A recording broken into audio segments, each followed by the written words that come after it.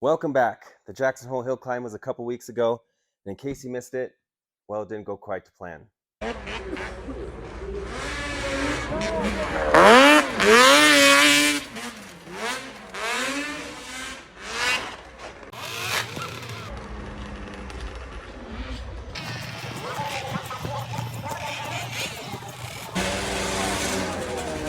I told you not to run carbon fiber!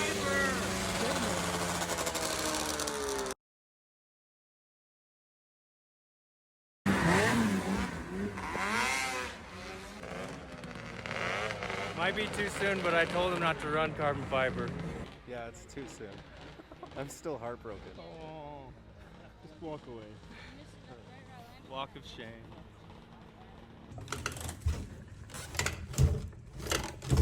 It's not supposed to do that.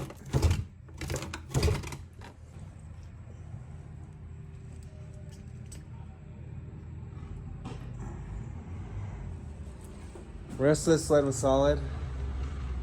Ran good. Sure did. Still full of gas.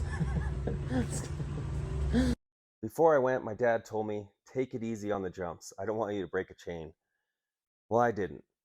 And initially, I thought the chain did break, which really bummed me out because throughout testing, the sled was proving itself to be extremely fast and reliable. But we did not break a chain. We broke the rails. So let me dive in and show you why they broke. So why did it fail? That's a great question. In a failure of this magnitude, it's really hard to pinpoint because there are obviously a lot of damaged parts when something like this breaks, especially in the rear suspension. But when we pulled it apart, I found that one of the titanium bolts that holds the adjuster was broken, and the titanium adjuster is bent, the mount is bent, and it was sideways, and there was the rear axle was cocked sideways in the suspension, causing an extreme loss in track tension on one side, which would cause a lateral load. And they broke in front of the bump stops, which is odd because usually during a big hit with aluminum rails, if the bottom's really hard, they'll bend behind the bump stop. So that's why it kind of leads us to believe that this failed first, but of course we don't know. And I just want to say that Next Tech, these Carbon Tech rails, I would definitely buy them again. It wasn't a failure due to poor manufacturing or anything like that. It was just abuse. And these came off my lightweight 146 turbo, which saw a lot of abuse last year.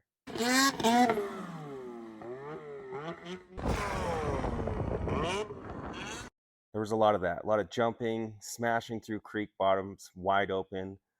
So maybe I compromised them last year, but kind of leading towards we had one simple bolt failure and a chain reaction ensued. So anyway, enough of the junk. Let's go through the positives. So we were kicking around the shop. We found a set of new Gen 4 154 rails, and I have a track that I used on a Gen 4 hill climber that's already cut down, ready for screws. So we're going to bolt this thing back together as a 154. And it already has link brackets. I have a cool little link mount for ski brakes that are required in Jackson. But my gas can fits it. So this thing's going to the mountains this year. We have 3 months of riding left, so I can't wait to get it out on the snow again.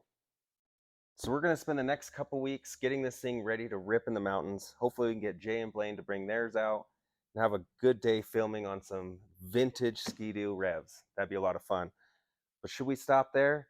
Comment below if you think I should ride this thing in 900 mod and open mod next year at Jackson Hole, not just the vintage class. I'm definitely riding it in the vintage class. This thing deserves to trip the finish lights.